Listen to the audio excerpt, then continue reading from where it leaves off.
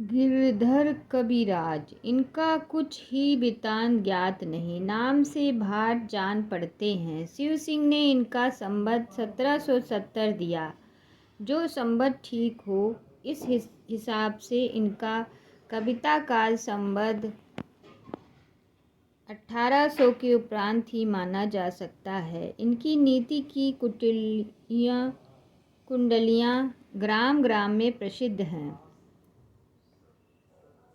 अनपढ़ लोग भी दो चार चरण जानते हैं, पर स्वर प्रियता का कारण है बिल्कुल सीधी साधी भाषा, तथ्य मात्र का कथन। इनमें ना तो अनुप्रास आदि द्वारा भाषा की सजावट है, ना उपमा उत्प्रेक्षा आदि का चमत्कार है।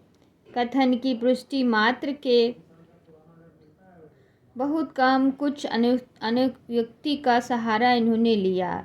इन सब बातों को विचार में ये कोरे पद्माकर ही कहे जा सकते हैं, सूक्तिकार भी नहीं। वृंदा कवि में और इनके यही अंतर है। वृंद ने स्थान स्थान पर अच्छी घटती हुई और सुंदर उपमाओं आदि का भी विधान किया है, पर इन्होंने कोरा तथ्य कथन किया है। कहीं कहीं तो इनकी शिष्टता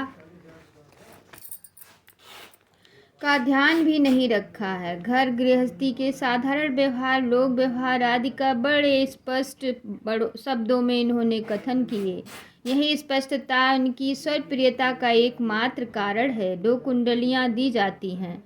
साईं बेटा बाप के बिगड़े भयो अकाज, हरना कुंज अरु कंज को गयो हुसन को राज, भयो दुहुन को राज बाप बेटा के बिगड़े, दुष्जन दावागीर भय महिमंडल सिगरे, कह गिरिधर कविराज जुगन यही चली आई, पिता पुत्र के बैर नफा कहु कौने पाई, रहिए लटपट कही दिन बरुई घमही में सोए, छाह न बाकी बैठी जो तरुपतरो होए, जो तरुपतरो होए एक दिन धोखा देहें, जा दिन बहे बयोरी टूटी जब जार से जहे, कह गिरधार कविराज छाह मोटे की गरिए, पाता सब झर जाए तऊ छाया में रहिए।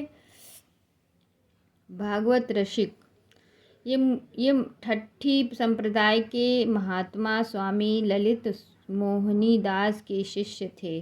इन्होंने गद्य का अधिकार नहीं लिया और निर्लिप्त भाव से भागवत भजन में लगे रहे। अनुमान से इनका जन्म संवत 1795 के लगभग हुआ। अतः इनका रचनाकाल